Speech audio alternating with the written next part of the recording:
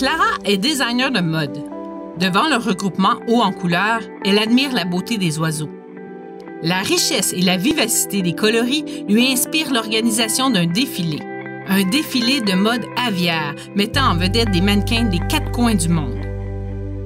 Clara s'imagine être cet arachléoptère, la styliste en chef, responsable du premier défilé de mode d'oiseaux de tous les temps.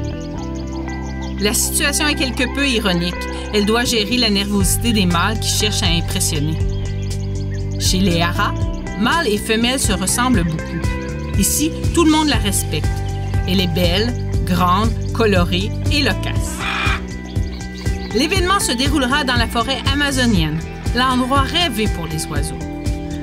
La compétition est grande. Il faut savoir se distinguer pour avoir la chance de se reproduire. Les espèces sont très colorées. Pour créer un décor à la hauteur, Clara mandate des tisserands, pros de la construction. Elle choisit la musique, l'éclairage, tout est prêt. En grande pompe, elle lance la collection printemps-été haut en couleurs. Les mannequins jaunes ouvrent le défilé. Cacique Cul Jaune fait virevolter son tuxedo. Quelle finesse! Puis c'est au tour du Loriot d'Europe, du Tangara montagnard et bien d'autres. La foule est émue. Jamais n'a-t-on vu une aussi grande concentration de carotène, ce pigment absorbé par les plantes et transféré aux oiseaux via leur alimentation. Et maintenant, les vers. Amazon diadème, barbu bigarré.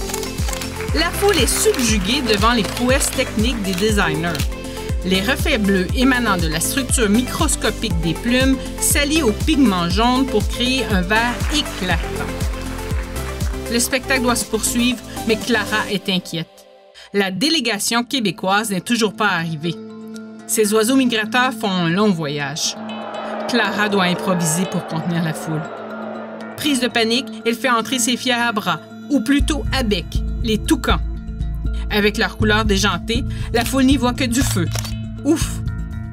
Elle devance l'entrée des gothiques. Ces grands producteurs du pigment mélanine ont développé un charme fou avec leur plumage iridescent. Calais violacé, avec ses hautes bottes jaunes électriques, fait fureur. Quel endroit étrange pour fixer les pigments de carotène. Elle en a même sur le bout du bec. Enfin, les voilà! La délégation québécoise arrive avec son chef de mission, le plus beau canard d'Amérique du Nord, le branchu! Clara est heureuse. Elle les présente un à un. Gros bec errant, un jaune qui n'a pas froid aux yeux. Sturnelle des prés, avec son col en V et ses flancs blancs rayés noirs. Paruline jaune, aussi jaune qu'un canari. Quiscal bronzé, toujours aussi élégant avec sa tête bleue irisée. Et enfin, dans son habit tacheté, étourneau sans sonnet, un introduit qui s'est bien adapté au Québec.